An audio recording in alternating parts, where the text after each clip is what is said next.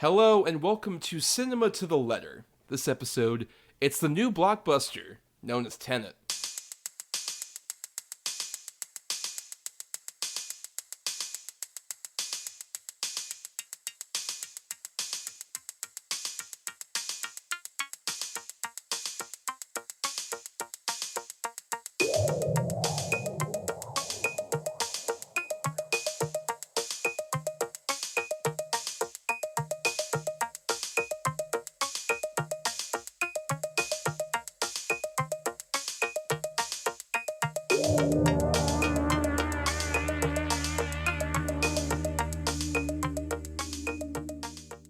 On Cinema to the Letter, we break down the very nature of cinema, letter by letter.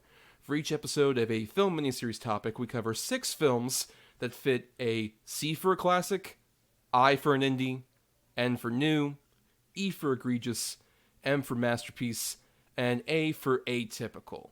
Who doesn't love an acronym, am I right? I am Thomas, and, I think this is the end of a beautiful friendship right here. And hi, I'm Bryan, and I ordered my hot sauce an hour ago.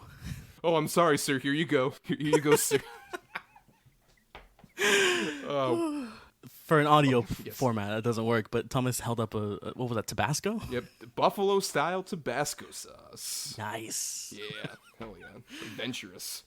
But welcome, everybody, to Cinema to the Letter, where, as I mentioned, every mini-series we talk about 6 different movies that fit certain criteria, and we're at the 3rd episode of our mini-series where we're talking about a new blockbuster, and we determined new as 2020 forward because, let's be real, we're talking about a movie that came out in 2020, and that's kind of, an infamous wasteland of the year, particularly for blockbusters. Yeah, yes. Oh, was something happening in 2020? Something... everyone was being real cool and natural, and there wasn't any high tension or risk of death around every corner. But yeah, so I'm curious, Bryan, we've talked about, even on the patreon.com/cinema2letter, we have a recurring audio review series where we've talked about a lot of blockbusters. Or we're going to be talking about a lot of blockbusters that are coming out this year. It's fair to paint that the two of us have grown kind of cynical about the modern age of the blockbuster. Right? Yes. That's fair to say. Yeah. But I guess, is that your feeling on the general state of blockbusters as a whole? Or is it just more of like a mixed bag quality? How do you feel about the current state of blockbusters in general? I mean, it's funny because we just saw the new Indiana Jones movie recently, which is quite a mixed bag. Right. We honestly just recorded that audio review, which you all would have heard a few weeks ago, because this is coming out on the Tuesday after Oppenheimer has come out. The temporal pincer movement that is this recording will be coming out. Yeah, we're pulling a temporal pincer movement with our podcast. Yes. And we had very mixed feelings on that. Some of the concerns that I think I have, and the problems I have with a lot of the state of modern blockbuster filmmaking is that things are too digital. And I don't mean shooting digital. I have no problem with that necessarily, but or even using some computer effects. It's not that it's it's a tool like anything else. Yeah, absolutely. But I think it's, as we see with whether it's the Marvel stuff or whatever, with this kind of the increase of CGI and just how worse in quality it has gotten because you're fucking overworking these visual effects artists to make 3 movies a year. But it isn't just Marvel, I would say. In general, that feeling kind of is there, as well as just this, we live in an IP hell where we're trying to mine this IP for everything. It's all originality is not dead, but is much harder to come by, and it's a lot harder to make films on the scale of the movie we're talking about today at that studio level that are original, and this is a very original and unique movie, I would say. That's true. I think even especially with because the problem you're talking about, the digital and stuff, that's been a common complaint for blockbusters the last I don't know, I'd say 15 years, quite frankly. That's been a common refrain. Yeah. But I think specifically the post 2020, and I'll say not post pandemic, COVID's still a problem, guys, but post vaccines.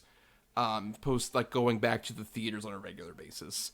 I've just noticed like there's that obvious drive where like we want theaters to keep going. We want to be able to, go to our movies and then eat at the restaurant that's in the same parking lot right afterward, as we usually do on our outings. Yeah. We love doing that. We love going to the theater and seeing things, big and small. And I think we've noticed a lot more sort of like of these big sort of IP properties that we're talking about. Most of them have been doing quite terribly. Like, I mean, the Marvel movies have been fine. And, there have been, some things. The Batman, for example, that's a big blockbuster movie. And we both enjoy that movie quite a lot. It's just like a counter to that cynicism. But at the same time, there's been a lot of, especially this summer, where we're talking about, like, Dial of Destiny, Fast X, even. Like, a lot of these, like, big franchises of the past have come back and flopped. Even, like, this isn't a franchise movie, but Pixar feels like a franchise in its own way. And Elemental has been kind of, like, not doing well. Or, hell, the DreamWorks movie with the Kraken kid.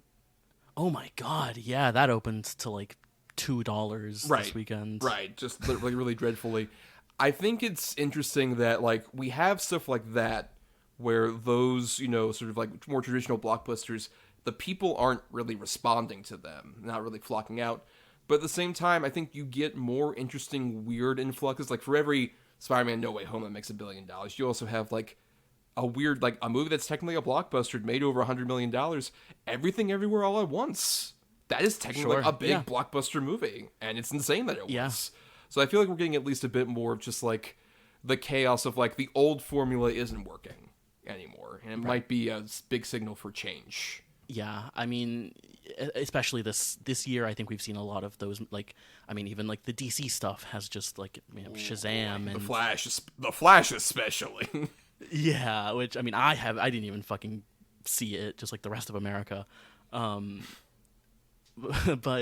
yeah, it's something that you feel, and you do get, like, you mentioned, once in a while you will get The Batman, or you get an Avatar The Way of Water, a blockbuster that really kind of, like, pushes away your cynicism a bit, and or something like Tenet, for me at least, which I love this movie.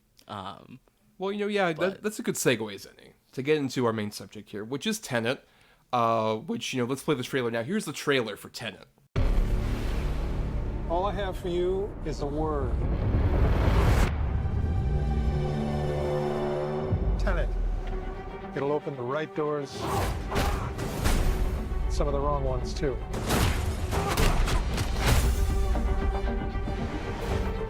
Use it carefully. I gather you have an interest in a certain Russian national. Why did you bring me in? You really want to know? He can communicate with the future.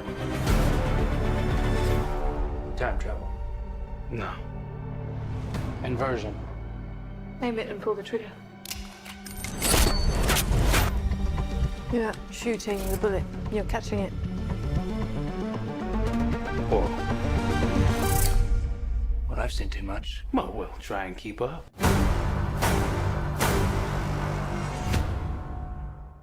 So, Tenet opened up September 3rd, 2020, after many delays over the course of its attempted release in the year 2020, from director-writer Christopher Nolan, who, we're releasing this shortly after Oppenheimer has come out. The Barbie-Oppenheimer wars have officially, the opening weekend of it the opening battle has commenced. We'll see the way of the war from there. All of you in the future who know, this is kind of like the Civil War Ken Burns, like, letter. It's like, my dearest, I've been fighting on the Barbie side for so long.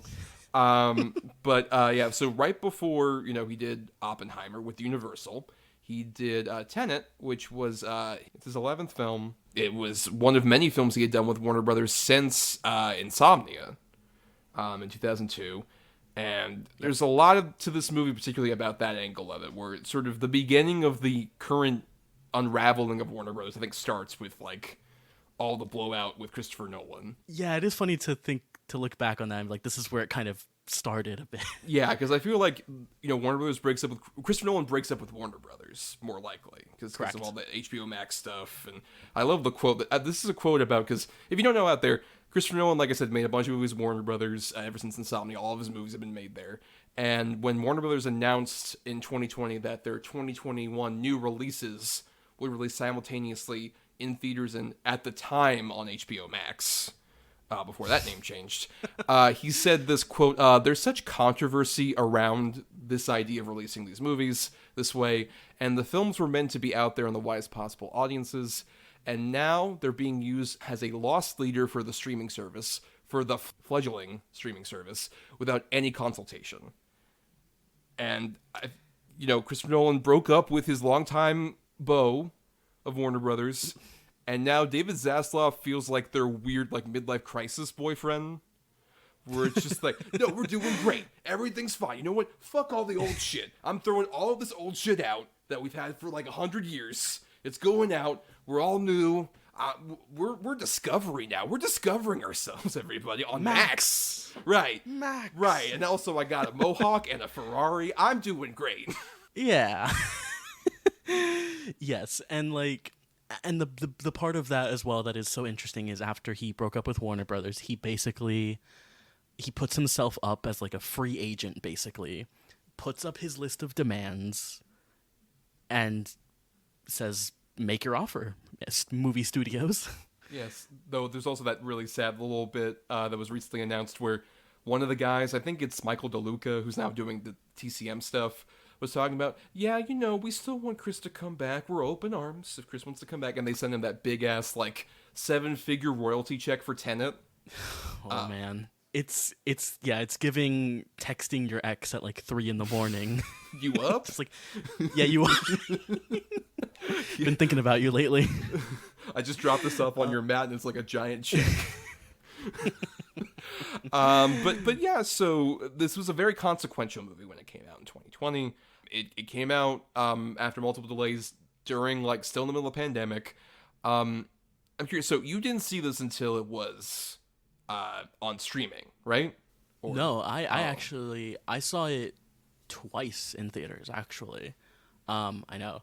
I went, I think the first time I made sure I saw it on a Monday afternoon where there would be no one there, masked up. It was when theaters were still the AMC was still doing the policy of when you buy a seat it will block out the sort of seats around you. Yes. So it was so there was just I was seeing it with one or two people and it was just us and a big space. And then I went back to see it a second time. It was definitely an experience of oh my god, I'm back at the movies seeing a big massive movie. Yeah, and then I so it's funny because this time that I watched it for this show was the fourth time I'd seen Tenet, weirdly enough, because I had seen it when it hit HBO Max later on. I had rewatched it. Right. And now this is my fourth time seeing it, but yeah, what was your because you have I saw that you have a bit of a history with your viewing experience with this movie. Yes, so I initially saw Tenet because I did not go in a theater for straight up 15 months between Onward in March of 2020, and then until I did the double feature of Nobody and Spiral from the Book of Saw, which was a very interesting double feature to welcome me back to the movies. And that was in May of 2021, so solid 15 months of not going into a brick and mortar theater. So I made the amazing decision to see Tenet at a drive-in. Now, I'll say this much, I did go to one drive-in a lot in 2020. I'll shout them out. The Silver Moon Drive-In. They're over in Lakeland area. It's a really solid drive-in, really great screens. They do fun horror movie marathons. For Halloween. I did that for a couple of years. It was quite fun. Yeah, so I went up to not that one, but a different drive-in that's closer to me. I won't name it because I do have fond memories of going to that drive-in when I was a kid. Particularly, my sisters and I, we were with our mom. We paid for a ticket for Open Season, the animated movie. Right, yes. But we ended up going over to the Jackass 2 screen.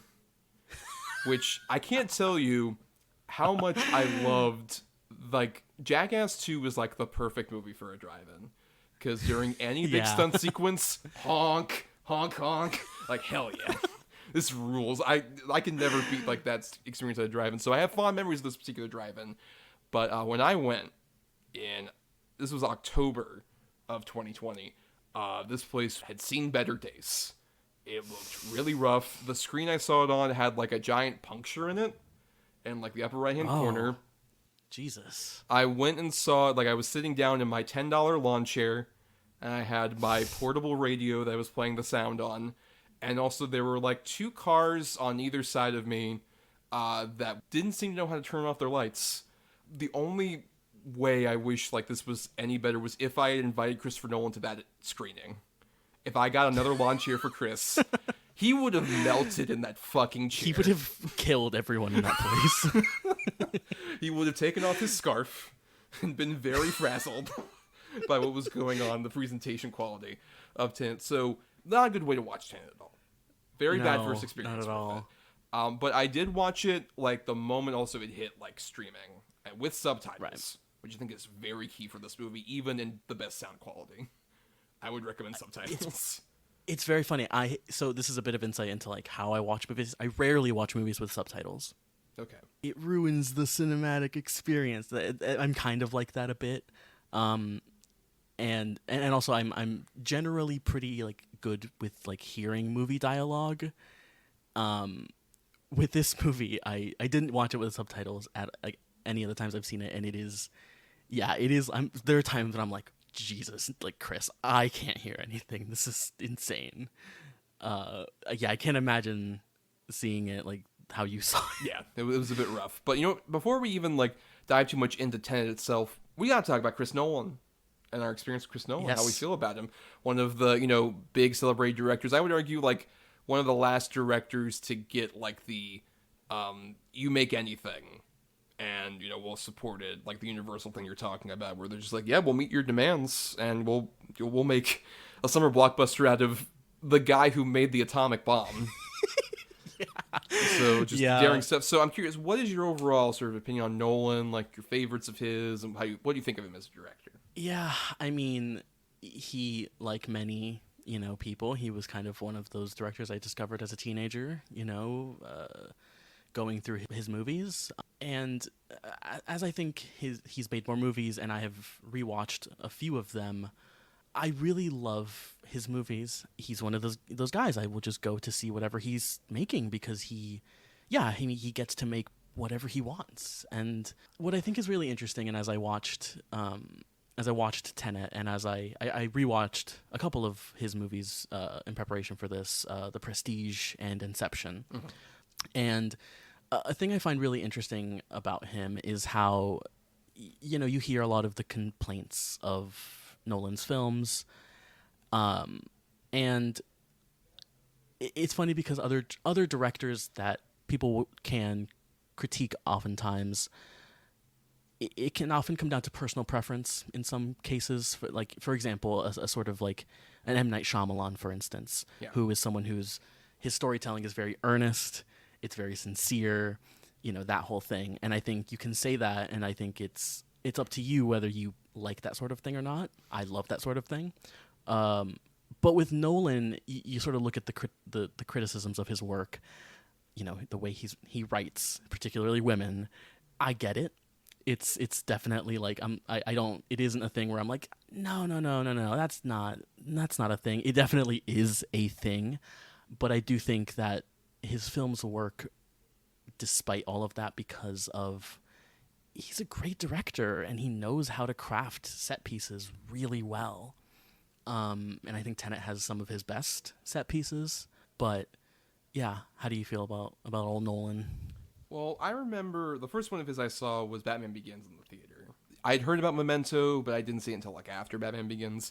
And I remember at the time being like, oh, I like it, but, you know, I was still a Tim Burton stan of sorts. I'm like, oh, this isn't like Michael Keaton Batman. This was still 2005, so he hadn't like really gone to his depths of Tim Burton yet.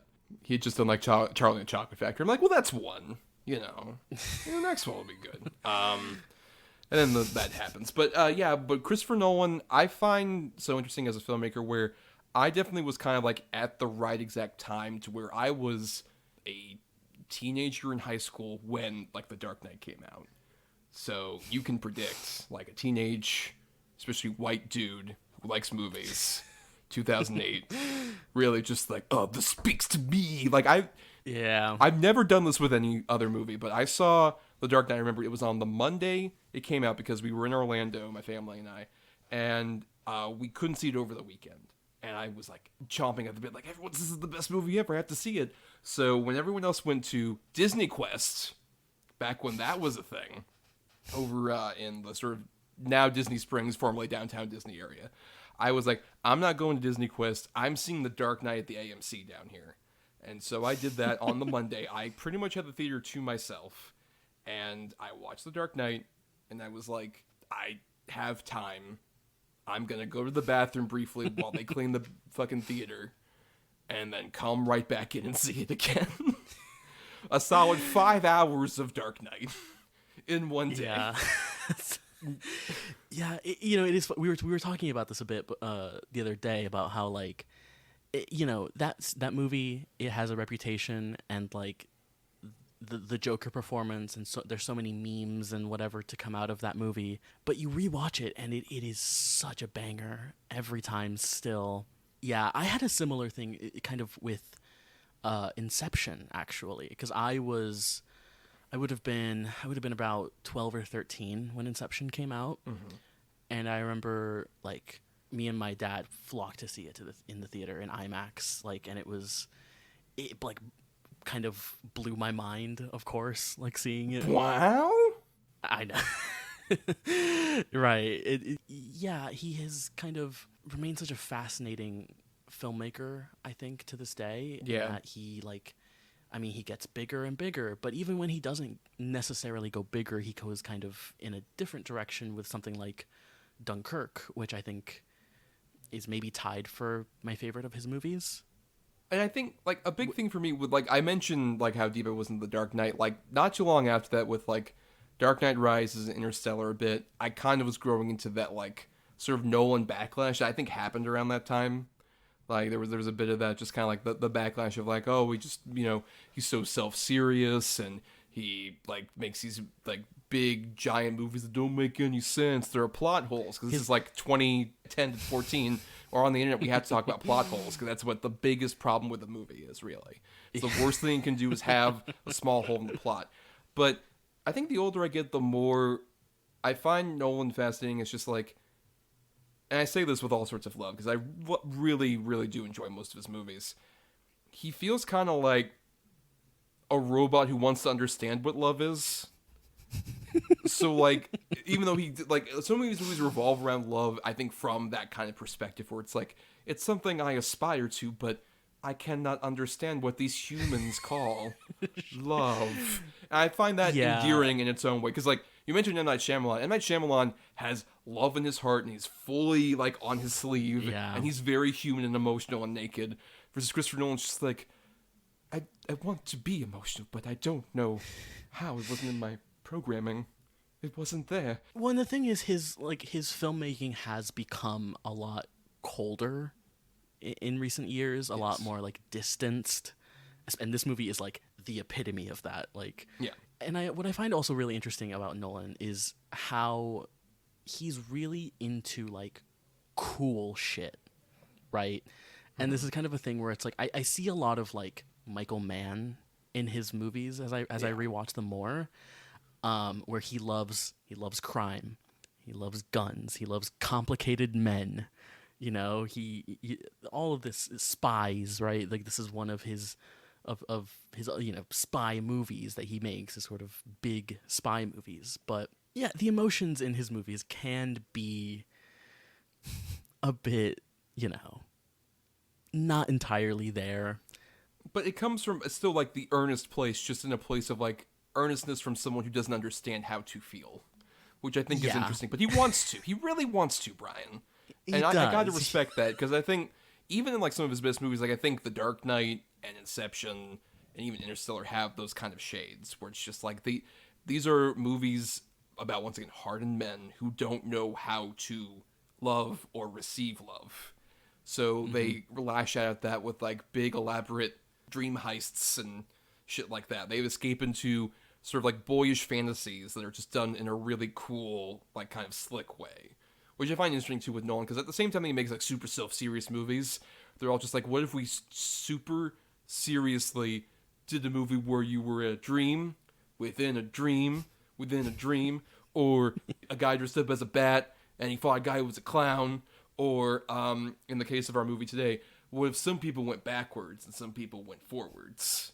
So all these things that like a fucking 12-year-old would think like, well, that would feel cool if we did that. But he's like a super serious British man doing it. And he's not like saying like this is entirely accurate to like science or whatever, but he is bringing actual like science into it. He's making like actual science fiction from that kind of like dumb, cool things where it's like, what if we planted an idea in someone's head and like that's cool, right?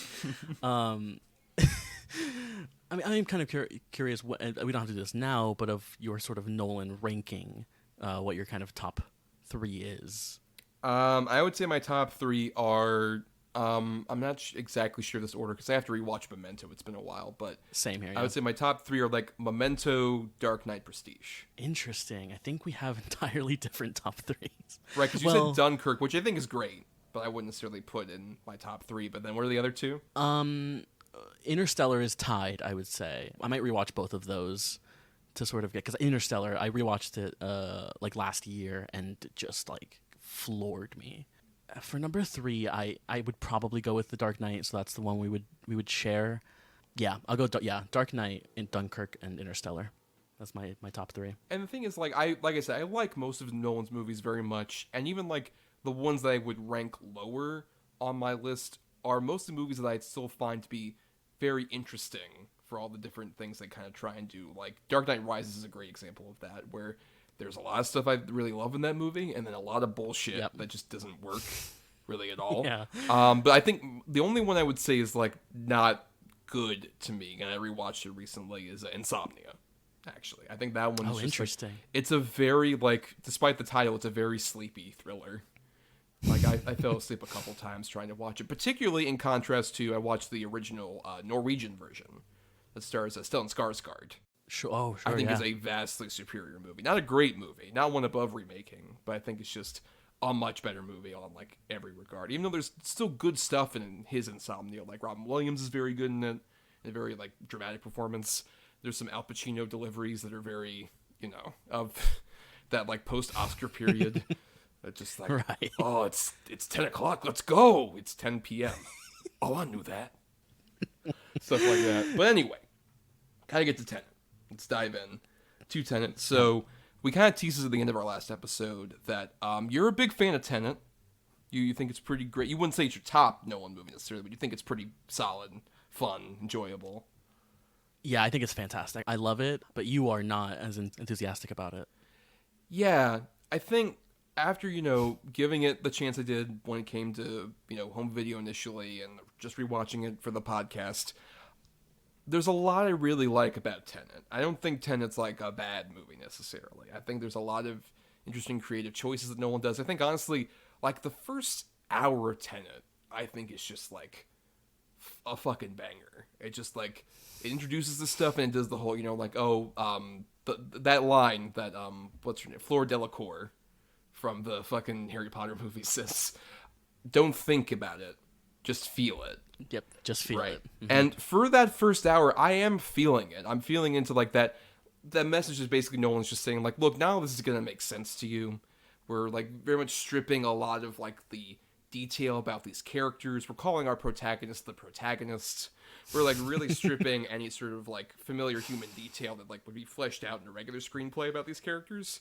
And I feel it a lot more for that first hour or so. I think my trouble with it is when I love Elizabeth Debicki as an actress. She's great. Yes. Love her in like Widows. Let her be tall in anything. Like she is tall in this. Like she towers so over tall everyone. in this. When she's walking in the kitchen, she's like almost hitting the roof. Right. But I think my problem is just that like she's introduced into this movie.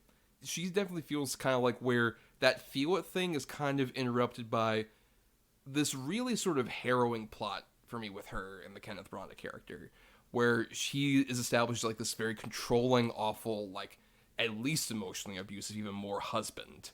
And I feel like once that enters the fray and Kenneth Branagh, despite his very silly accent, is also just like this incredibly like cold, monstrous person, I stopped getting like that feel it angle from it.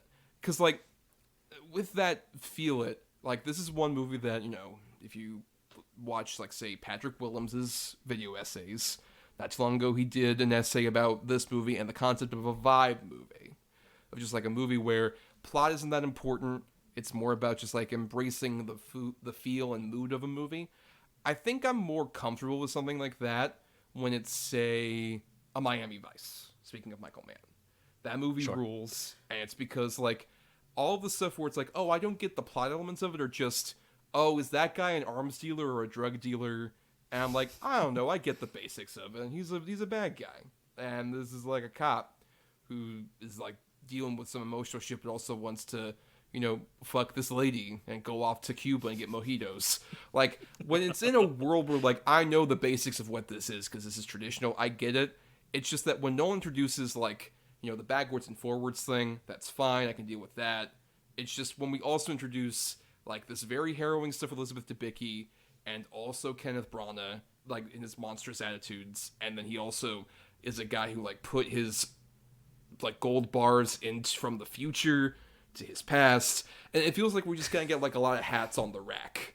Like there's the hat in the hat concept. This is a whole hat rack. I'm just like, I'm not really vibing with this if there are too many hats in the way, Nolan. Take off a couple hats. Sure. Yeah, I can see that. It is interesting because I am like fully in that. Like I think the whole movie like is just incredible vibes. But I will say the Elizabeth Debicki like part of the movie is kind of the worst part, and through no fault of hers, of course. Like she's fantastic, but it is that Nolan thing of like, you know, how do I add depth to my female character? She's got a kid and she can't see that kid. There we go, that's it, I'm done. well yeah, even then, like usually she would be like a dead wife, which he does a lot in his movies. But at the same time, even, like, his dead wives tend to have, like, some kind of interesting pall over the movie. Like, I rewatched Inception as well. And I think, like, Marion Cotillard works in that movie because even though she's playing a dead wife, you get a full grasp of, like, oh, wow, she went through a lot of shit, living in a dream world with her husband for, like, decades, and then waking up mere seconds, you know, afterward. And then she couldn't understand her surroundings, and then she committed suicide. And now she's a ghost that haunts dreams because of Cobb's subconscious. It just goes around murdering people. That's like, there's a lot to do there. Yeah, and the twist of like, he knows Inception could work because he did it to her. Like, as opposed to Elizabeth Debicki is like, I'm a scared woman who was being horribly abused by this man and I want to see my son. I think that's a bit of a vibe killer. I'm sorry, it's just like when that's all she gets to do. Just like, man, I'm kind of bummed. Let's go back to R. Pats and John David Washington being bros.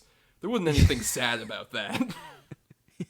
Yeah, it is like the weakest part of the movie. I mean, like, I've seen this movie a few times, and just every time it's during the scene when they're like, it's before the big like climax, and they're like explaining kind of the stakes of everything. Robert Pattinson is like, that could mean the death of everyone, and she says, including my son, and I'm just like, oh my gosh, yes, Christopher, no like, shit, please. of course it's your son. Yes. Yeah. No, actually, it was everyone except your son. Your son will be fine, just on like a desolate earth with no humans around except for himself. He's gonna be good. Yeah, I mean that is like the weakest part of the movie. I do like her performance with what she's given, especially I think towards the end when she is kind of like, you know, in the sort of heat of the mission and sort of, you know, goes to see Kenneth Branagh. Right, I can't let him die with thinking he won and all that other stuff. Yeah, it's great. Yeah. She gets to do stuff, and it's like, oh, we're 2 hours and 15 minutes into this, and she did something. Yeah. Do you want to talk about the cast of this movie? Sure, because I mean, that's, I would say, like the most consistent thing to me is I think this cast is like full of greats, including like we got our lead John David Washington, who plays, like as we mentioned, the protagonist, who is The protagonist. right, who does not have a name and is very much like the James Bond figure, which a big thing is that Nolan has said many times he loves Bond movies. And he's kind of said like he would want to do a Bond movie, but obviously the Broccolis and him, I don't think we get along very well at all. No. So this feels like him kind of doing his own version of a Bond movie in many ways. Because with the protagonist, this has been pointed out by other people, but he's very much like James Bond in terms of like we don't know his backstory. He's just given like some mission briefings and he goes on his mission and all that. And he's charming and all that other stuff. So he fits that kind of template. I think Washington does a really great job with it. Yeah, I think he's good in this movie. I don't think he's great, but again, I think it is with just what he's given the barest of material. Yeah, I think it's really interesting because like his character, at least, because he has no background, like no backstory. Like we are introduced to him in media res as he's starting this mission. He works for the CIA, maybe. It's kind of. I was kind of thinking of John David Washington, and it kind of how a bit difficult it is to gauge whether or not I like him yet, because I think he's great in like Black Klansman, for instance. Yes. But then he's also in like Malcolm and Marie, which is atrocious. Though I think in all three of these movies, like Malcolm and Marie, Tenet, and Black Klansman, he's very much a guy who like will give his all to any of the material. Like the thing with Malcolm and Marie, Sure. despite how fucking awful that piece of shit movie is, he's just like, oh, Sam Levinson gave me this to say. All right, I'm gonna do Sure. that. Oh, I'm gonna eat mac and cheese for an extended shot in this scene. Okay, Sam, I'll do that.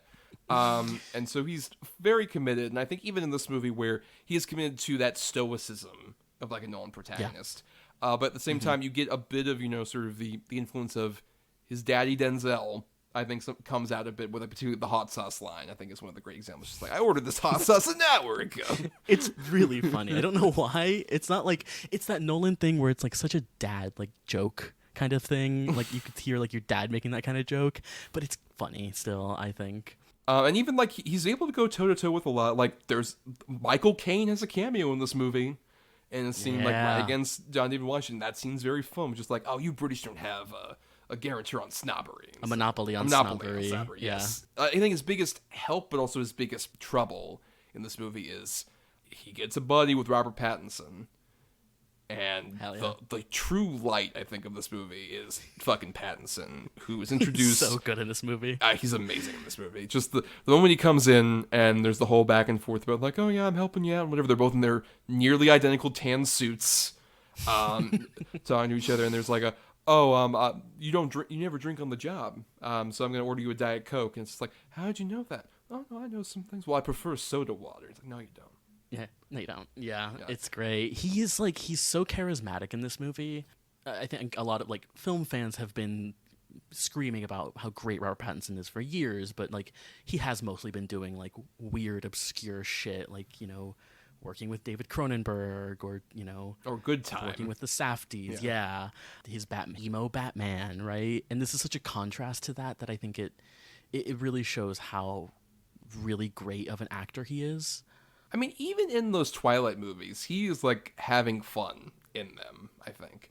At least I would say like the first couple. Sure, yeah. By the time we get to like the last, like the two Breaking Dawns, you can tell he's just like, I want to leave. I don't want to be here anymore. But him and Kristen Stewart are having their fun as much as they can in those, and especially at the press tours for those movies were so amazing, where they just make up such bullshit on the press tours, and it's like, I guess this is canon. Our Stu relationship or whatever, sure. Let's have that happen. But yeah, I think he, especially in this movie, does such a great job with like being this guy who comes in and he's just like, oh, you're so like roguish and charming, and you know so much about this guy. And like, even as someone who like, I kind of figured about halfway through, like, oh, he knows John David Washington from like a while ago. Like, this is a weird time travel thing. I kind of figured that out. At the same time, I love just seeing like these two people at a weird different points of a friendship, where one is like, oh, I know this is going to be the end of it, versus this other guy who's like, I don't know this guy, so this feels like the beginning of it. It's a really great kind of like little heartfelt story that's going on in the middle here, where once again, that Nolan emotional thing, where it's like, these are two guys who don't want to be necessarily nakedly emotional, but then by the end with like that, this is the ending of a beautiful friendship. I'm like, oh man, these bros. Yeah. He's not gonna see his bro again, but he's gonna see his bro again later. It's Yeah. There's a lot there, and especially like I love also his hand acting during the where he's explaining about the airplane. It's like, so you're gonna drive an airplane? Well, like a big airplane. Yeah. He's like, not from the air. Like, yeah, don't be dramatic. Yeah. I don't know, that sort of emotional payoff at the end of like, this is the end of a beautiful friendship, this is the beginning kind of thing. It really hit for me this time watching it again for some reason. I really love that aspect of them. I mean, it's Nolan's so good at, guys being dudes. We talked about Elizabeth Debicki. Should we talk about the slice of ham on screen? Right, Brand. I kind of mentioned Brand, but like, how do you feel about him in this movie?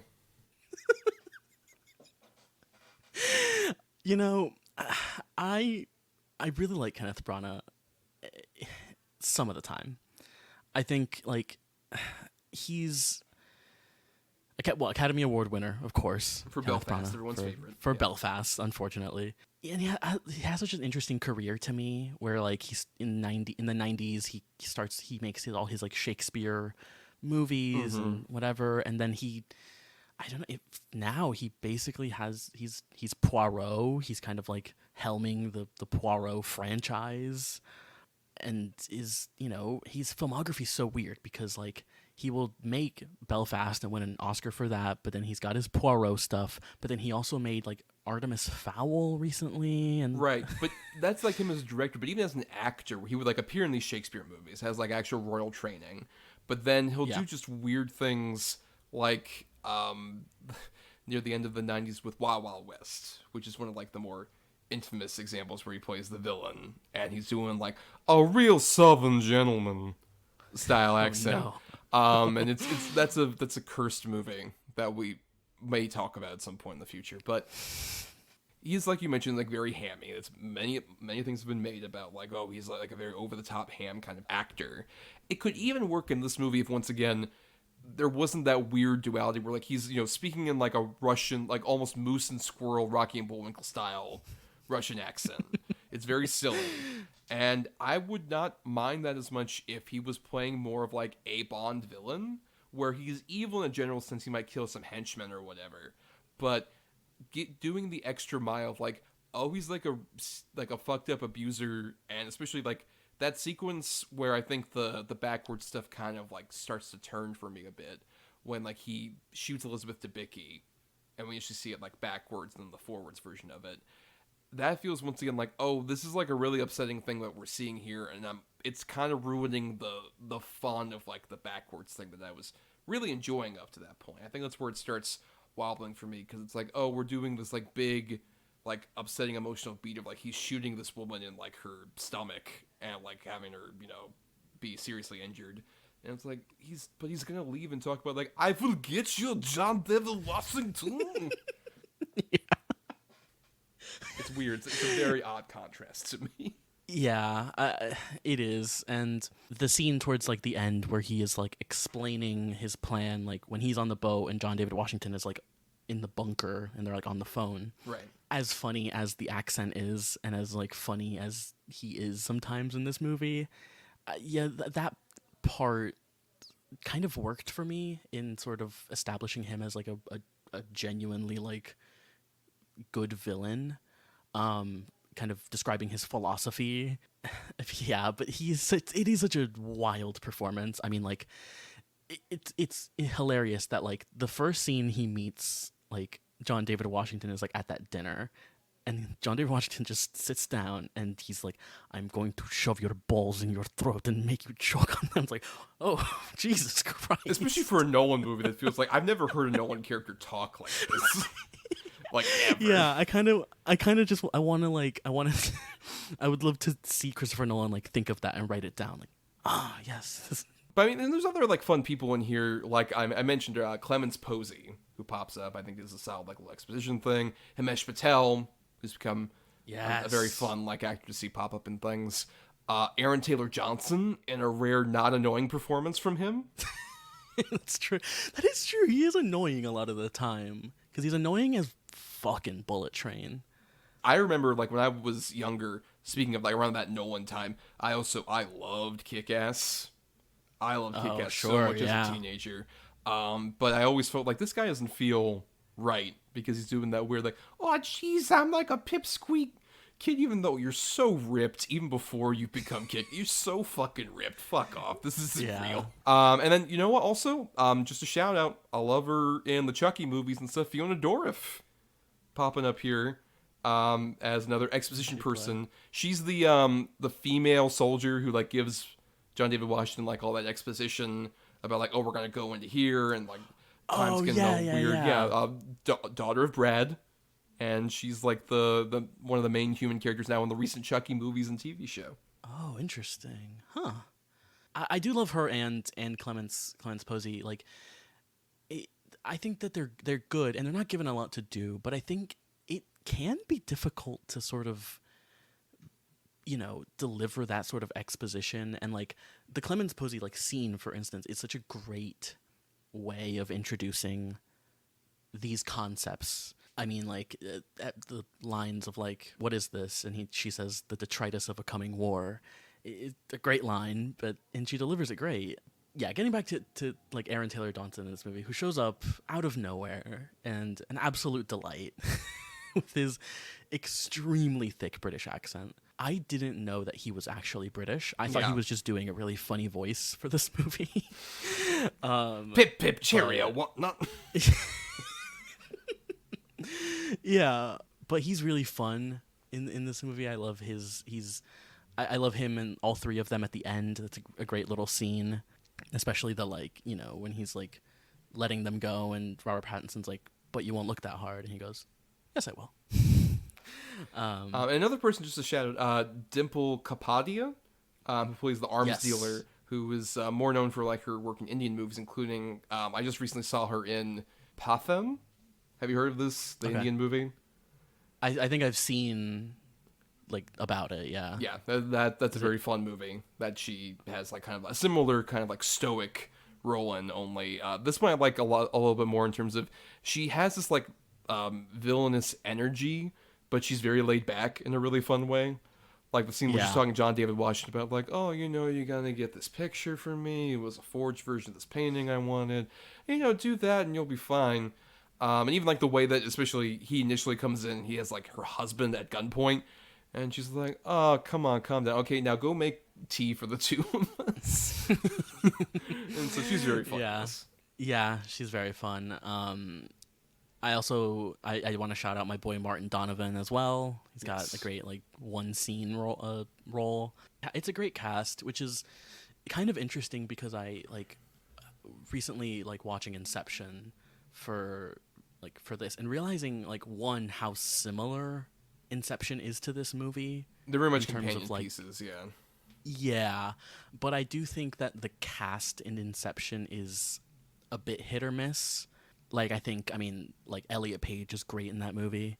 I don't think Joseph Gordon-Levitt's great in that movie at all, but he has one loaded die as his totem. The loaded die is actually kind of cool as a totem. Like I'd probably have a loaded die. That's cool. But yeah, like the cast in this really works, I would say. I want to get back. You mentioned Inception. I want to transition to, I guess, like how this movie is sort of constructed as like a sci-fi actioner, as it were. Because I think the genius of Inception, and it's been so long and I didn't even remember this, but the first hour of it is Nolan just like very much painstakingly explaining to you, like, here's what we do with this dream thing, here's what every role is, here's all this other stuff. So then the last like hour and a half is like more of like it's not a vibe movie in the same way Tenet is, but like you at least like fully embrace, I would argue, like all of that, after all that kind of clunky exposition-y stuff at the beginning, you fully embrace like, oh, we're going deeper in the levels, and you're on the edge of your seat, just like, oh my god, Dilip Rao drank champagne and now he has to pee, and that's why it's raining in his dream. Like I think having that sort of like the dump be what it is in that first hour of Inception, and then unraveling like the last, basically, like if we saw the real world version of like the last hour and a half of this movie, it'd be Cillian Murphy and everyone else sleeping on a fucking plane. And just everyone going like Betty by while they're traveling Yeah. from fucking Sydney to LA. And it's still like, at the same time, you're so engrossed based on like all the stuff we've been elaborating on, versus Tenet avoids that exposition pretty much. Just like doles it out like very quickly and in ways that aren't really that like extremely explanatory. So it's like, hey, don't really focus on the details. Let the drama of it unfold for you throughout the entire movie. Like just quick exposition. Then we get this like new version of like what backwards, forward stuff, the temporal pincer movement, stuff like that. I think that really works. I would say like for the first couple of set pieces, all the setup stuff for the art gallery, where you get like, oh, here's Robert Pattinson going in there, investigating everything, how this all works, and then we have the first appearance of the backwards version of John David Washington fighting himself. That seems so cool, and that really works for me. Versus, I think by the time we get to like the big battleground at the end, and some things are moving backwards, some things are moving forwards, I'm not asking for incredible logical sense, but I'm completely lost even on just like a character level, like what's like happening here to me. Sure. Yeah. This is the thing I was kind of talking about earlier, where you mentioned that, and I'm like, valid. Yep, I see that. I agree. It is just kind of a thing where it doesn't affect me as much. But yeah, you were like, in the Inception thing is so like interesting as well, because like that first hour, yeah, is mostly like exposition and like setting up the context and the lore of this world, blah blah blah, etc. But it is like one of these things that Nolan is really good at like doing montage. A lot of the exposition in like Inception is like through like montage, where you're getting like quickly like these characters kind of like Ariadne kind of building the more of the maze and stuff like that. Yeah, and this movie has like none of that. It is like he took out all of the like filler. I don't know. It's something about the film that just, it works for me on that primal, just like I'm just going on like pure vibes here. But I do want to talk about, I guess, like we should get into like the a few of the set pieces. Yes. We'll start, I guess, with the Freeport one, which is so insane because like watching it, I'm just like, I can't, like, let him like crash a plane into a building. It is just absolutely crazy that they let him do that. And just what I find really great about that scene is not just like, I love the setup of like Robert Pattinson going in, pretending to like be a customer. I love the line that the guy like he's like the manager or whatever has, where he's like, our customers choose us because we have no priority but their property. And Robert Pattinson just goes, blimey. Yeah, the setup for it is great, and then the payoff of like I love the way that he introduces the turnstile. I love that it's called a turnstile. They're great. I love the design of it. One of my favorite details, I think, for John David Washington is like when they are about to like pull off the heist, he walks in with a teacup on a plate, walking in just like, did you just steal that from Chris? Just like, this will be fun. Let me walk in with this. Like, I just drank tea and someone has to take it from me. Yeah. It's actually really funny because like a problem that I have and a lot of people have with his Batman movies is a lot of like the hand-to-hand combat, which is admittedly not that great in those movies. Particularly, I would say Batman Begins, it's really rough. It's like very poorly put rough together, and I think after that he got a better handle on it. Yeah, not great in my opinion, but like I think The Dark Knight Rises, those ones are very like, they feel very like slow and sluggish. But like with this, I really like that kind of that in this movie, and especially when like he's doing it where like the John David Washington that's going backwards is kind of like moving backwards, but the other one is moving forwards, and like the way he's doing that is very like visually interesting, I think, which is very odd, I think, for him. That's where I think the backwards stuff I think works at its best, is during like that sequence, because it's just so off center in a way that's like very intriguing, where you get, especially the fact that the initial version of that is shot where you're at the perspective of the suited John David Washington. And then when we get the other one, it's most of the same scene except the close-ups are on the one with the gas mask on. They just like shot those different bits of coverage, but otherwise it's like the same scene just played at a different like reverse or forward. And I think that's like really where I think it works the best for like that concept, like that, and also the car chase scene where you've got like those practical stunts, and you've got like literally like some guy who looks like John David Washington, or a lady who looks like Elizabeth Debicki, hanging out of these cars and trying to like jump from one to the other, and it's so tense. And there's like actual cars like fucking toppling over each other. That stuff, that tactility is what really, we talk about with modern blockbusters kind of missing. Like there's CG in this movie, but it's all just to assist like these great practical stunts that are already here. Yeah, I mean, like the plane crashing in is such a classic example where it's like you're just you watch just a plane in real time crash into this building.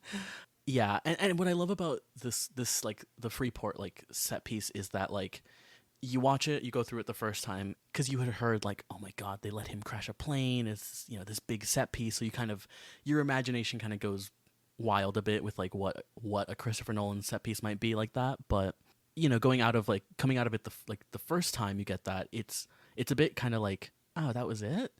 But then like going back to it later from that different perspective is so integral, and like you get like the shots of like you see the plane, but everything is in reverse. It's such a fascinating like use of a set piece to kind of go back to it. And the same thing with the car sequence where like you see like the car go back, or even just a great example of like no one doing like just one weird thing that makes it unsettling. The fact that John David Washington is getting chased by a van going in reverse the whole time. Yeah. That's really unsettling as an image. Just like, oh, this person is not driving the optimum way to chase you, but they're doing a really good job of it. That's really fucked up. Yeah. It's almost simple where it's just like, you just get a bunch of cars, you close off the road, and then you just do this, you choreograph this set piece. And like that's what Nolan is really good at, is I think like choreographing these really like operatic, tense set pieces. But I don't know, wouldn't it be so much better, Bryan, if like instead of John David Washington, it was Denzel, but they de-aged him to look like Malcolm X era Denzel? I think it'd be a lot more fun if that was happening. Yeah, and then we just like fucking shoot it in like the volume or whatever and forget about it. Right, it's shot at night and it looks like shit and you can't see anything. Great. It'd be really wonderful. Yeah. But yeah, I love that set piece too. But and even the not to go back a little bit, but the kind of cold open of this movie, which is the kind of the opera house. Yes. Which you get no context for, like whatsoever. Like, talking about Inception. Like Inception has kind of this like intro where you don't really know what's happening, but it very quickly sort of tells you what's happening. Like the opera scene in this, you don't know what's happening, and yet it is so tense and like operatic, not to pun intended, but like it has this really like big quality that a lot of Nolan's like movies have. And it also feels the most like sort of a James Bondy cold open, in that like from especially an old school Bond kind of thing, where this would be like Sean Connery breaking into like an opera house trying to like fight off like some henchmen on the side. It feels that kind of thing where it's like, oh, we're introducing you to this place where it's covered in rich people. It's an opulence and wealth you wouldn't be able to see average audience member. It works on like that base level of just like, oh, this is like an exciting action sequence in a place I would never imagine it would be. Yeah, the beats of it, of like putting the gas so that all the people get knocked out, and like this very spy movie, action movie, like clearing rooms kind of thing, SWAT team. It is very disorienting, especially the first time I saw it. Like seeing that cold open is so, it puts you in this just weird headspace of like,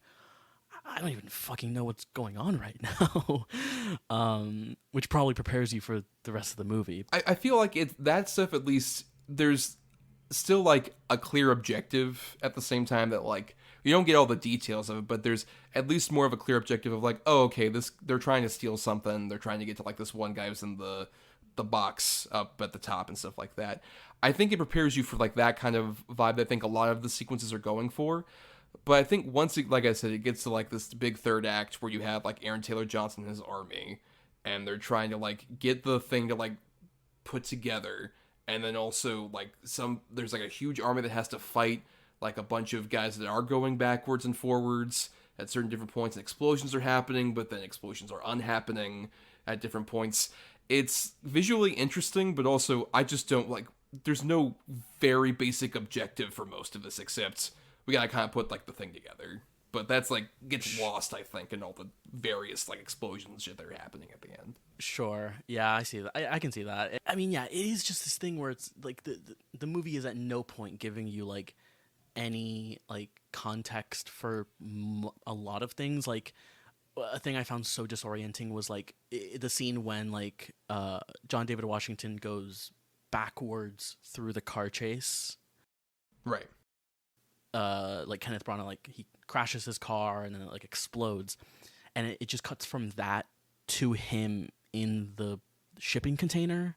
Like there's no scene where like, I don't know, Aaron Taylor Johnson's like crew comes up and like drags him out and like, you know, gets him to safety. Like you just cut immediately to that. It's a very like, yeah, it's disorienting. But I kind of love that about the movie.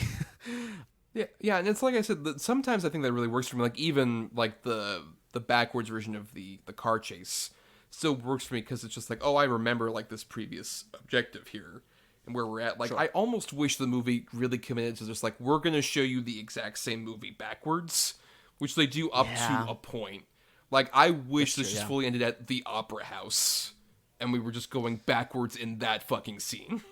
Almost at a certain point. If it was a full palindrome of a movie that just kind of ended where it starts as opposed to what we do get, I think I would be much more in your camp of just like, oh wow, he just showed me the first half of this movie and now we're showing it again but backwards. This is kind of amazing. Yeah, that would have been really great.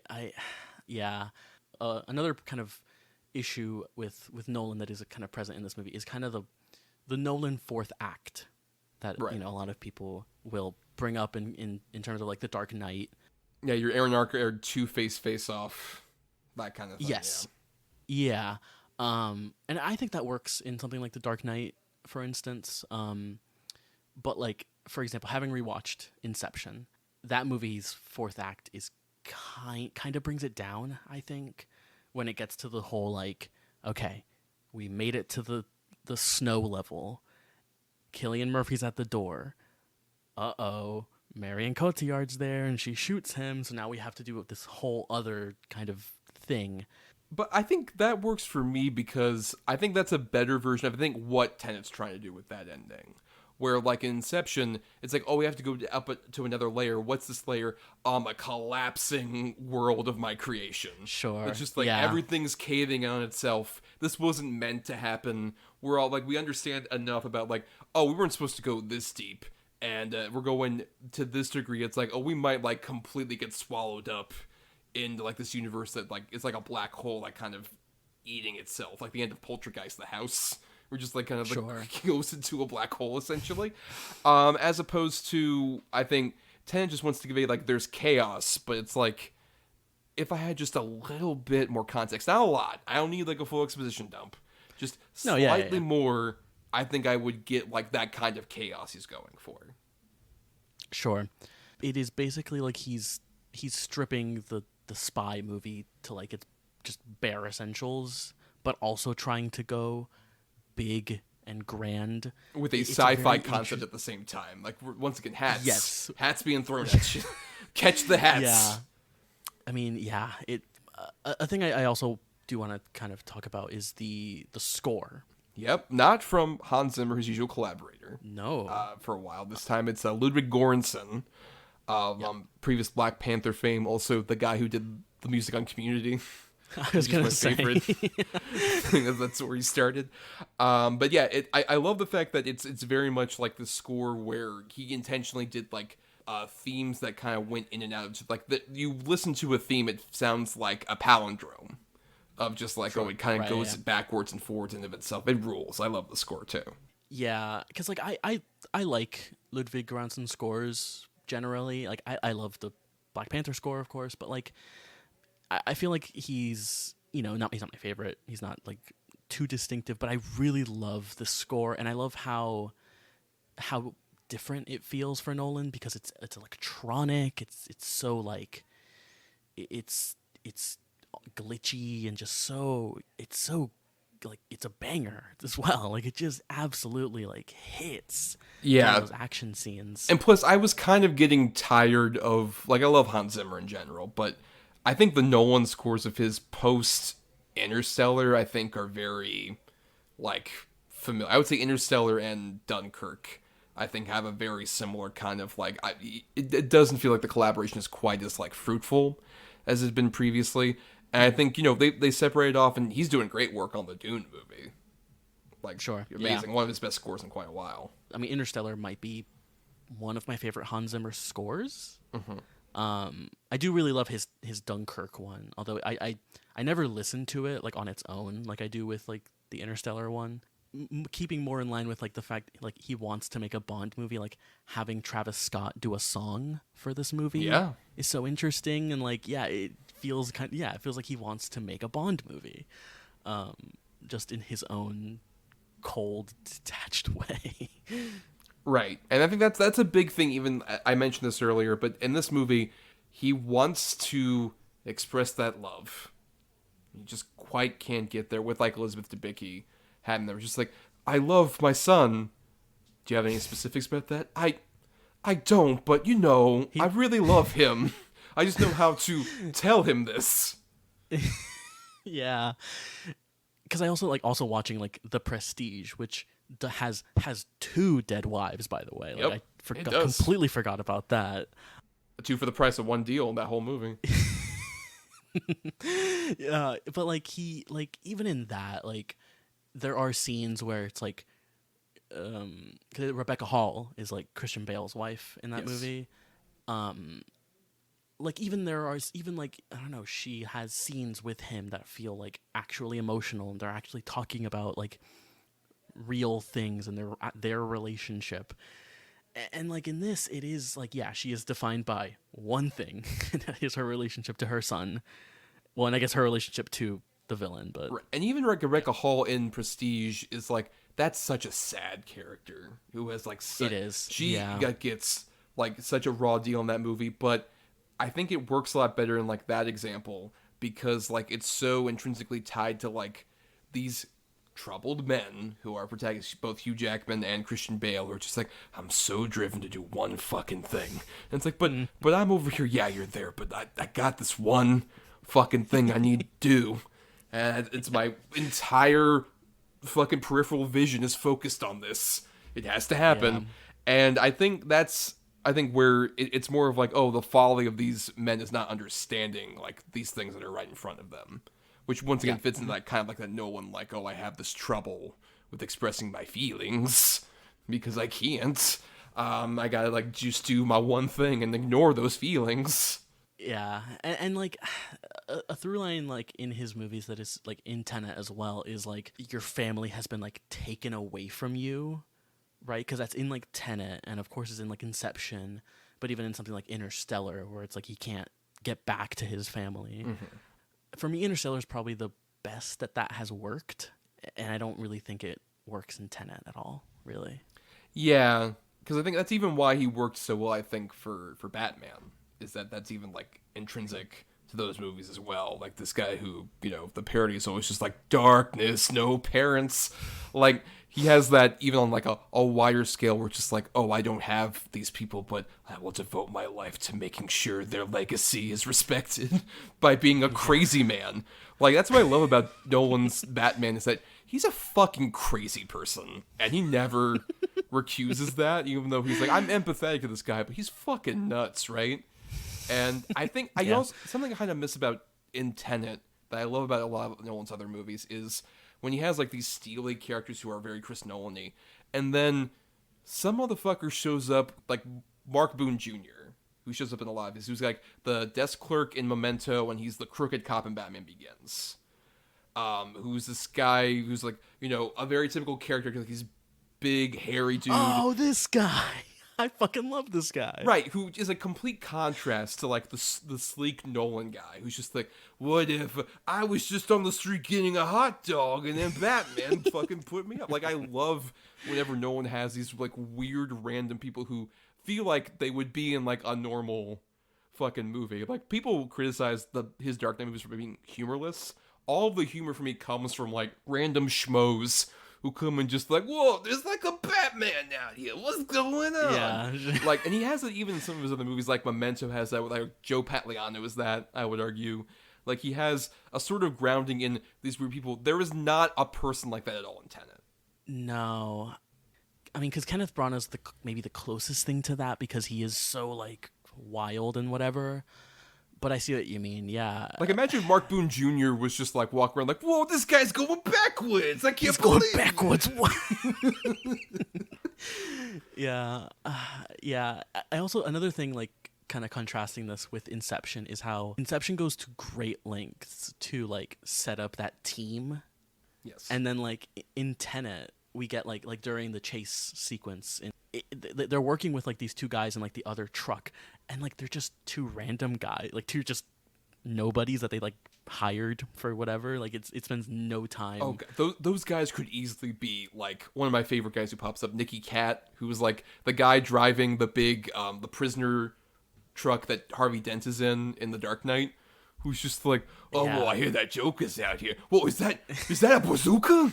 Like, I so want, like, if that guy was, once again, like, the Tenet driver, just like, whoa, that white car that's crashed, just throw the game up. Whoa, forget about it. Yeah, it is interesting because I think a lot of people will levy the, like, he's humorless kind of complaint at him. But I think, yeah, it is that his humor comes from, like, those places rather than, like, the characters being necessarily funny. Although I'd say Robert Pattinson is, like, charmingly funny in this. Right, even Robert Pattinson kind of almost feels like he could be that guy because he feels like the most normal out of anybody here. It's just like, I'm charming and handsome and whatever. It's just like, I don't know, man, yeah, you're working through some shit. You're very stoic, but that's cool. I'm being, like, chill in the background here. But I think all of those moments, by the way, feel like they come from any time Christopher Nolan's ever walked on the street.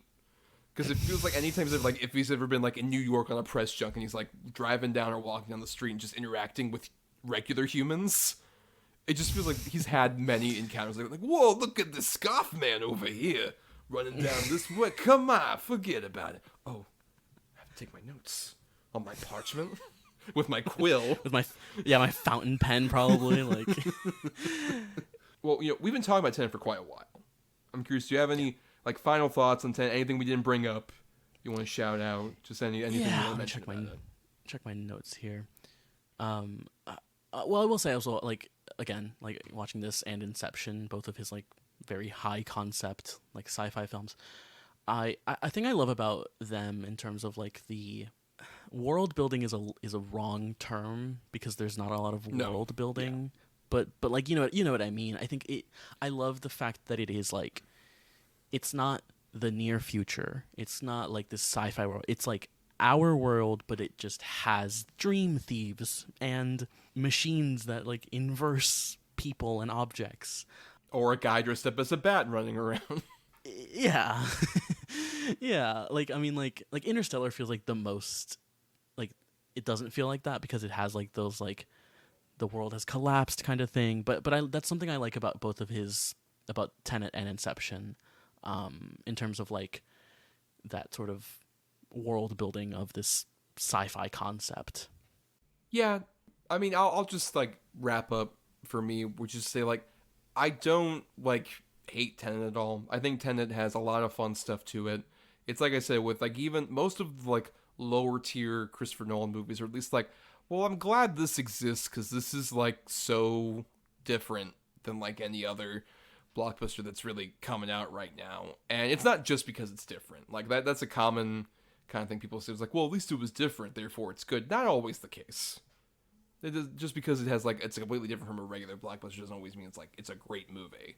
And I think this is a case for me where, like, I don't love it necessarily, but there's such, like, flashes of, like, really interesting brilliance and, like, the Robert Pattinson performance and stuff like that that make it, at least, like, this is a movie I infinitely respect. This is a movie where, like, I've talked about this with you, my Letterboxd thing, where I have, like, 3 stars and a heart, 3 stars and no heart.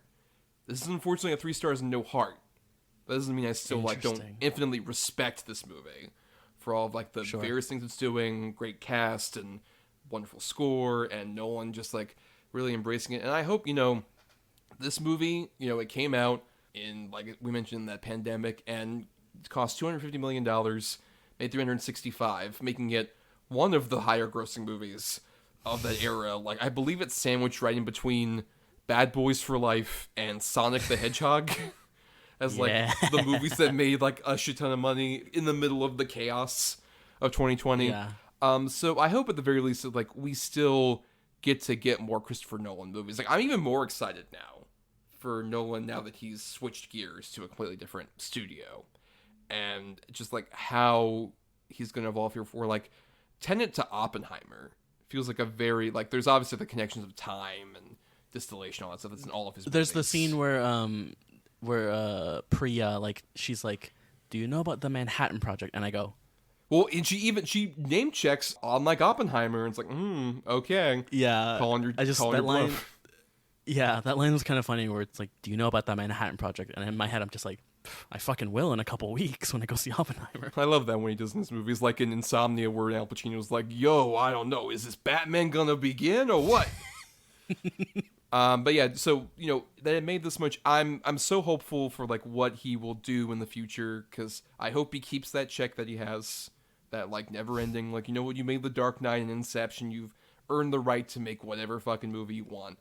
I'm just curious, like, what exactly like the Universal era is going to be for him, for like how he's going to potentially change things up, or if he's going to keep doing the same thing but just under a different dime.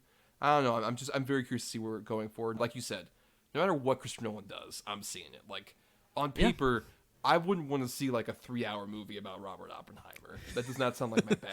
But Christopher Nolan getting everyone who wasn't in Barbie to be in it. Yeah, Like, everyone in Hollywood. I think we're in Oppenheimer, actually. that's true. If you look in the middle of the practical explosions, we're just flying at the top of the mushroom cloud. Yeah, I mean, it's really exciting to, like, especially because, like, there are only a handful of these directors out there who, like, are at a studio level and are basically getting to make whatever they want because people love their movies and they make money. And it's kind of, it's a rare thing for, like, that sort of the three, you know, it making money, you know, the general audience liking it, and then also, like, critics and, like, more film obsessed people loving it as well. And he's one of the only ones who can do that, I think.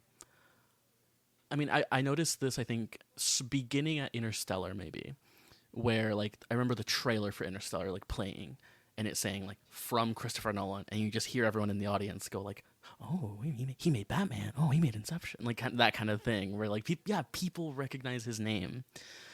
But yeah, so to wrap up, I get my thoughts on Tenet, I guess, like, yeah, I think it's great. I think it rules. I don't know, like, I completely understand why, like, it doesn't work for a lot of people, and why that sort of, like, hey, just vibes, like, that kind of thing doesn't work for a lot of people like you. Like, I get it. He's a really weird and difficult, like, filmmaker at times, but I don't know, just the set pieces are, like, really interesting to me.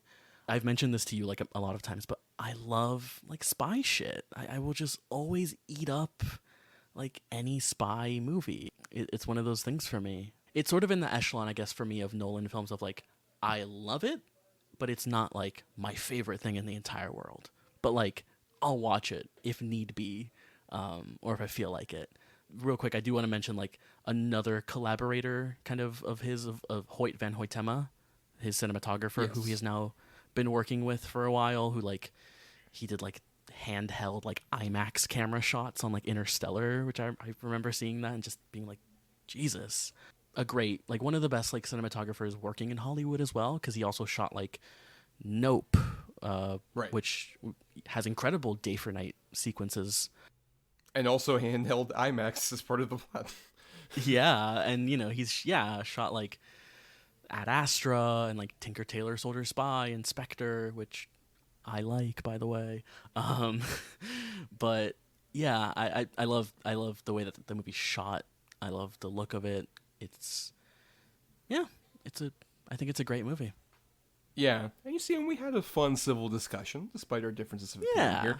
Though, speaking of Spectre, if we ever do that discussion, that's gonna be a lot more fucking venomous on my end. Look, I'm not even that like I'm not. I won't defend Spectre the way that I'll like defend Tenet. Like that movie, like even I'm like, that's got some problems, but I ultimately like that movie, despite it all. All right, a discussion for a different time. Yeah. Because now we gotta get into our weekly segment, Between the Lines. Yes. This is a segment that we do every week in which, we recommend a title that's tangentially related to, the movie that we're talking about, either another potential, like, new blockbuster or something kind of related to Tenet in some way. And I'm going first here, and my title is not technically related to Tenet at all, except I would describe it as a new blockbuster that I personally love and would, like, just recommend to anybody out there. I have The Matrix Resurrections, which came out in December of 2021, and I have such a fascinating thing where if you listen to this feed back when I was putting out like some bonus episodes for the Patreon, I put up our Matrix discussion I did with Adam back in the Double Edge Double Bill days, and our audio review thing of The Matrix Resurrections, and that movie came at such a specific time where I was like at, I think, my bottomest barrel with blockbusters of recent memory, where like this came out right after Spider-Man No Way Home, which I have always had very like conflicted thoughts on, and was like one of those theatrical experiences that made me very worried about the future of cinema on so many levels and how well that movie did.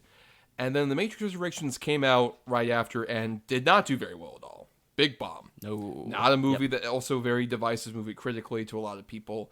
I thought it was exactly the perfect example of like both a warm hug and a giant kick to the face about like what a modern blockbuster could be. It takes like the very basics of like, oh, we're doing another Matrix movie, and the whole movie feels less like a traditional 3-act structure movie and more of a giant critical essay with a story from Lana Wachowski. It's Lana, right? I mix up their names all the time. It's Lana who directed that one, right? Because Lily is the one who directed the Showtime show. Yeah, I get their names confused because it's both like L's. Yes. Yes, Resurrections is Lana. Right, Lana.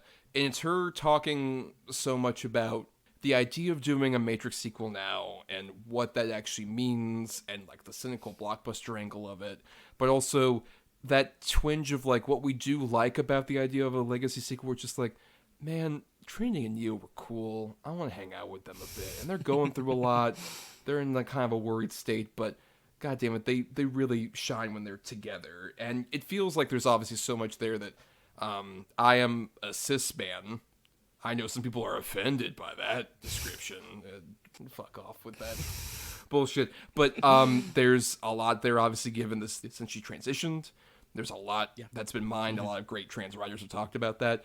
But also it feels very much like it's a movie about her making a movie without her sister. It's a movie about, trying to work within a studio system despite being a weird artist. About how, like, yeah, I get people didn't like the 2 sequels we did, but I still like them, and look what's happened since that happened in our world. And I think the action isn't quite as good, obviously, because it's not like the classic great Matrix choreography that was in even the sequels and stuff. But at the same time, they replace a lot of that with these like really creative ideas of just like, oh, here's what happens when we resurrect a property. And here's like all the nooks and crannies, like side characters come out of the woodwork who are like weird hermits now, when before they were like very rich people. Or just all this. It feels kind of like the most audacious movie from Warner Brothers since like Gremlins 2. Where it's just like, sure, we'll do another one. We shouldn't, but we're doing it. And here's just us unraveling what that is. It's such a great movie. I love it so dearly. It feels like it's probably going to be the last of its kind in terms of truly like consistently daring movie with like such a big budget. Yeah, it is like that movie like kind of broke my brain a bit when I watched it.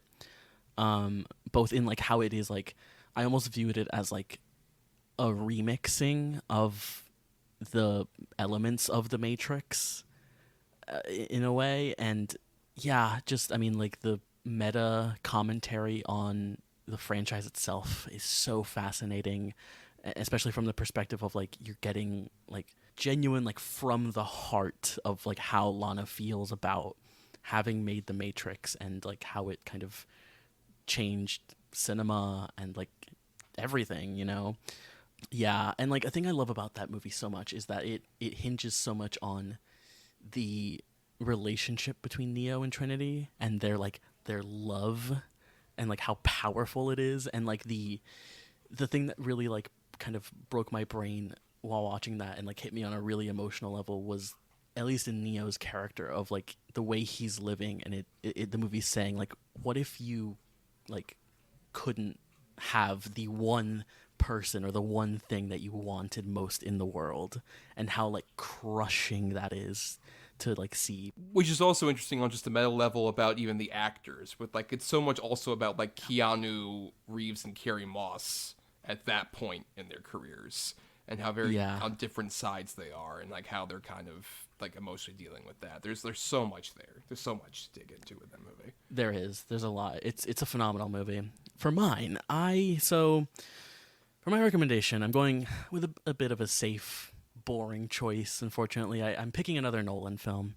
I rewatched The Prestige for the first time since like high school, and I realized how phenomenal The Prestige is.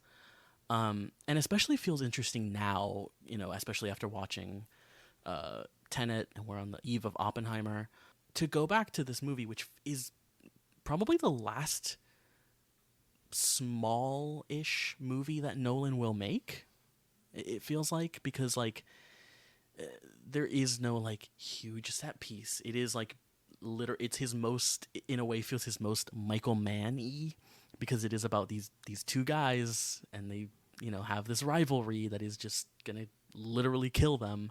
And I think feels like Nolan's kind of, it feels like his thesis for filmmaking in general, in the whole like, you know, this is how you kind of trick an audience and magic, and I that stuff being kind of related to like filmmaking is, I think, a really interesting aspect of the movie for me.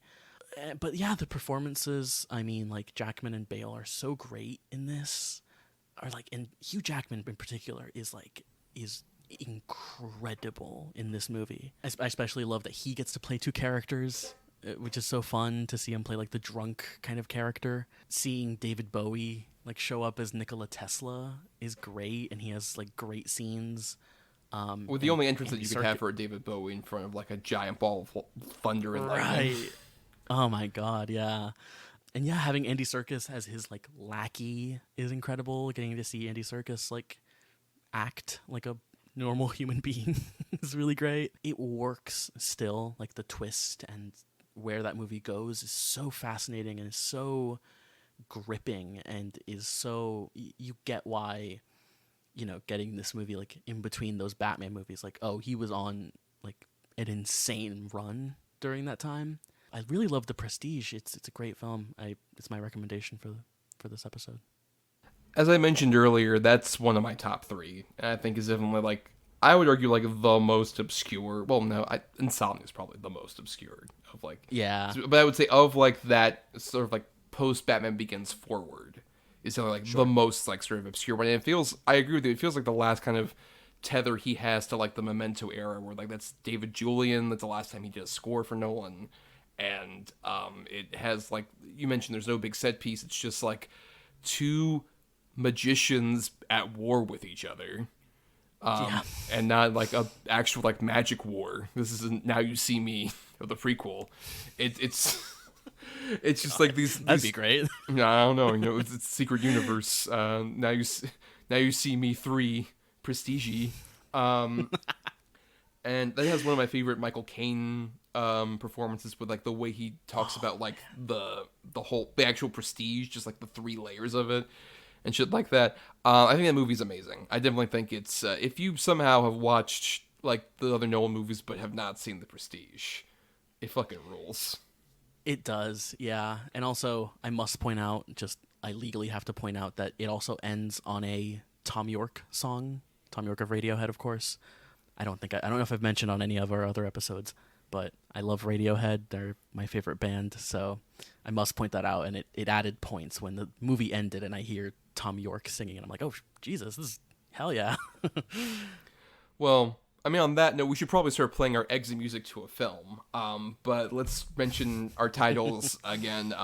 For the recommendations, I had the fourth film in the Matrix series, The Matrix Resurrections. Yes, and I had Christopher Nolan's 2006 film, The Prestige. Yes, and we'll be ending the show here, but we got to do some thank yous, and we'll tease what we're doing next time on the show. But first, we want to thank some people like Burial Grid for our intro and outro music. Purchase his music at burialgrid.com.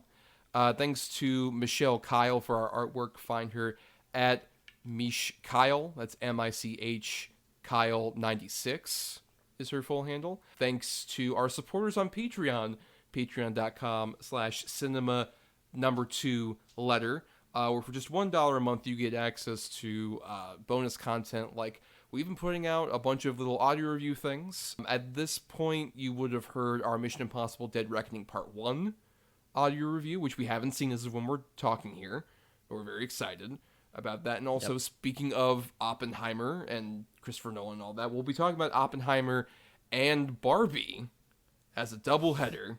Talking about both. Yeah. We will resolve the Barbie Oppenheimer war ourselves. We'll determine who is the victor there. And then also by the end of the month, we'll be having our the one big bonus podcast we have in addition to the audio reviews. We at least have one big bonus podcast a month. And this time, for the first big one of Cinema to the Letter era, we'll be doing our top 10 directorial debuts. Yes, very exciting. Yes. And for more of us, find us on Instagram, Twitter, and Facebook at Cinema2Letter. Once again, that's Cinema, number 2 letter, on all the various different places. I have a link tree that is on the Instagram and various other places. So just the Linktree/Cinema2Letter, where you can just find all the different links and stuff. And then you can find me on Twitter and Letterboxds at NotTheWho'sTommy. And I also do some writing at marianithomas.wordpress.com, at film-cred.com. And just a shout out also on the Film Cred Patreon, there's the podcast Film Cred Review, which is hosted by friend of the show, Hayel Peralta. And I do the editing and producing on that. And if you join up for $1 for Film Cred's Patreon, you get to hear that. And sometimes I pop up on that show as well. Yeah, and you can find me on Twitter. My @ is BRYANDRADE3. And then my letterbox is just my name, Bryan Andrade. Follow me on there. See what funny stuff I'm retweeting, if Twitter's even still around by the time you're hearing this. I mean, it's probably still around, it's just not functioning. That's true. The thing, is I think Twitter will keep existing, it just will be a landscape of non-functioning features that people will have abandoned by this point. Yeah. I don't know, we might still be there. Who knows? You know, enjoying the wastelands, seeing the mutants of limits of being reached or whatever bullshit. But you can subscribe to us on Apple Podcasts, Stitcher, and other podcasting platforms out there. If you're listening on Talk Film Society, our great podcast network, why not listen to all the other great shows that are on the network? And you can also dig into the archives in our Podbean main feed for all the Cinema to the Letter stuff and the old Double Edge Double Bill stuff. And if you can't support us on the Patreon, that's cool. The completely free way to help us out is to rate, review, or simply share the show around. Gives us more visibility out there, whether you share it forwards or backwards. People will be able to hear it and understand it, I'm sure, because, you don't understand it, actually. You just feel it. You feel Cinema to the Letter, really, when you think about it. Yeah, send it back in time to the past. Leave it in a capsule, and for the future to find. For the future of, like, what's a podcast? Send it back to, I don't know, 2005. But now, Bryan, we should tease our next episode. In our rotation, we have hit E in the word cinema, and the E stands for egregious. We've hit our bad one, at least from what my memory is, because I insist on covering this as, I think, just a fascinating relic of a different time. The 2004 film Van Helsing, from director Stephen Sommers of the Mummy trilogy, and starring Hugh Jackman, speaking of him just earlier, with The Prestige, which I know this is the one of this lineup you have not seen before, right? Yes, this is the only one I have not seen. I am very interested in some ways, because I recently, like last year, just watched The Mummy for the first time, and loved it, of course. Yeah. So I'm very curious to see what else Mr. Summers has directed in this kind of action movie, same vein as this, as The Mummy. Especially keeping in mind, this was the movie he kind of turned down doing a third Mummy movie for. Because he didn't direct the third movie. That's Rob Cohen, disgraced, awful piece of shit, man. And Steven Summers ended up doing Van Helsing, and then G.I. Joe, Rise of Cobra, Odd Thomas. The one I have seen, which I have not seen the sequel, but I've seen Rise of Cobra. Yeah, we'll talk about all that. The fascinating career path of Steven Summers, and all that next time. But until then, everybody, it's time to end the show. But we can only end it one way, with a temporal pincer movement. I've been going backwards the whole time. Actually, I've been going forwards, and this is for you. This is the beginning of a beautiful podcast. Yes, I've got a backpack with a red little strap on it. Oh my god. That's who gave me all this recording equipment at the opening.